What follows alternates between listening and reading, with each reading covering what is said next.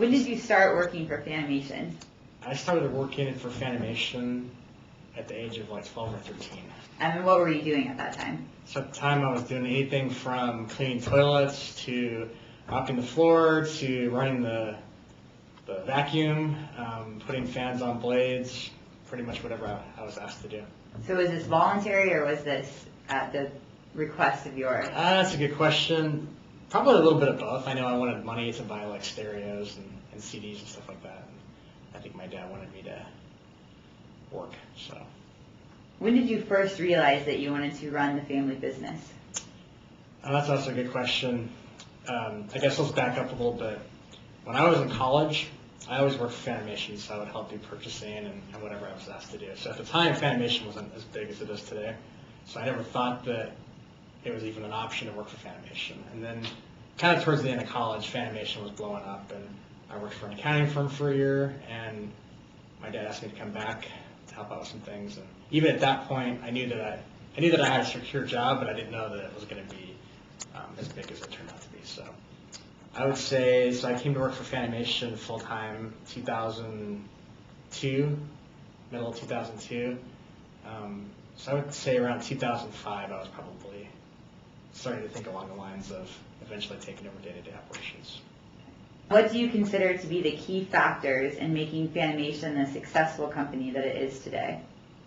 There's a lot of things. One thing that stands out to me is things are always changing, and I think everybody at Fanimation realizes that change is a big part of life. And so what happens is when we need to make a change, it's a lot easier to make that change because everybody's used to the fact that things change. So, and obviously a strong team.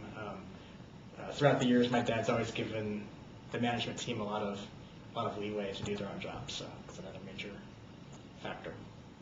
And what makes Fanimation stand out against its competition? I mean, I guess the simplest way to say that is our designs are the most unique. Beyond the most unique designs, our inventory levels are awesome, customer service is awesome. A fan's a moving, it's a mechanical device, so obviously sometimes things are going to go wrong. So when they do go wrong, we're always very good about taking care of the problem. How has Fanimation's approach to product development and design evolved over the years? So historically, Fanimation is known as both a unique company and a tropical fan company. And while we're never gonna get away from the uniqueness and the tropical style, we're focusing more on contemporary and transitional and traditional designs. So would you say that Fanimation now has a product offering in all different categories? I would not say all. I think a couple categories like traditional, for example, we still have a little bit more work to do, but definitely contemporary, we're very strong. Transitional, getting a lot stronger. Obviously tropical, we own, and then just generally unique stuff. So that's the path we're marching down. It's not just different styles, but different price points. Historically, Fanimation products were always very expensive. We still have the high ticket items, but now we also have the mid ticket items. What is Fanimation's focus for the future? So Fanimation's focus for the future is to keep, again, coming out with unique designs, filling in the style gaps. So for example, I said traditional, maybe we're not as strong in, so we need to fill out categories like that. We need to make sure that we've got different price points in each category. So I would say that's the main focus. The other thing I want to do is I want to create voids for other people. So for example, let's say there's a style out there that we don't even know about. I want Fanimation to create that style, kind of like we did with the tropical. Before the Islander, there was really no tropical fan out there, so we created a void. We didn't try to fill a void that already existed. And if I was making a decision between buying a fan from Home Depot or a Fanimation fan, why should I choose Fanimation? Also a good question. What you're going to get from us is definitely more unique design. One thing that when you talk about ceiling fans, on one hand you've got extremely efficient, a fan that moves a lot of air. On the other hand, you have fans that don't move as much air, and it's really important to find that happy medium between an attractive product and an affordable product. So if I asked you to do a line chart illustrating that, could you show me what that would look like? I can try. So here on the left, I would say you've got basic, ugly, but moves a lot of air.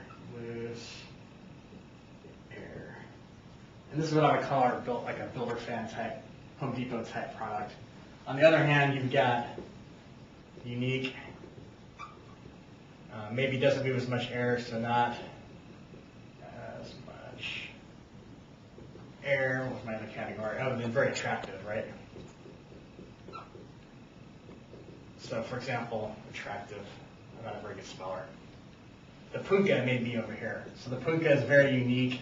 It's very pretty, but it moves almost no air. There's a time and a place for that, and there's a time and a place for that. What we're trying to do is hone in on the sweet spot, which is right here.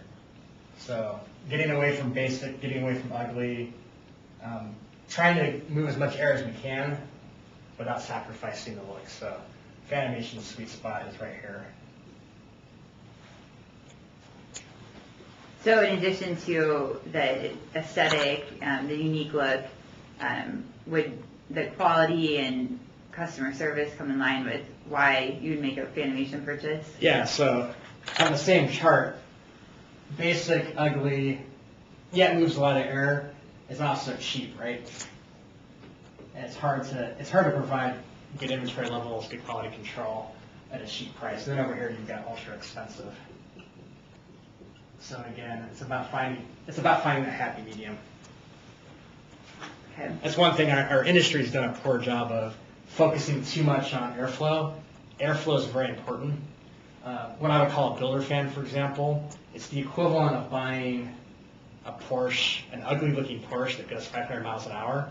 You don't need a car that goes that fast. You need a car that goes 120 miles an hour. And a lot of our fans, they move more than adequate air. You don't need to move 10,000 CFM to get the job done.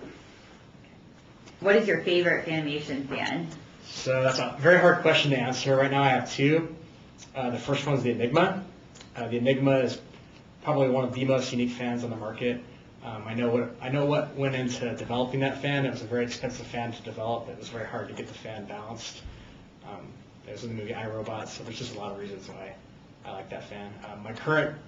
Another current fan that I like is the Arden, which is a pedestal fan, which I think is very cool too.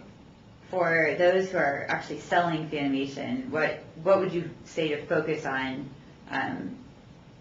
in selling Fanimation? What are the highlights? Well, again, for somebody that's already sold Fanimation, I want to make sure everybody understands that we don't just sell fans that are mix and match. So historically, all of our fans, you pick the motor, sometimes you pick the housing, sometimes you pick the blades, and then the light. We have a lot of fans now that are also unipack, which means you don't have to make all those decisions. So I think that's important. I think it's important to understand that we serve different categories, so back to traditional, transitional, tropical, contemporary, not just tropical, and then the different price points. So I want to make sure the dealers understand that we've got different price points.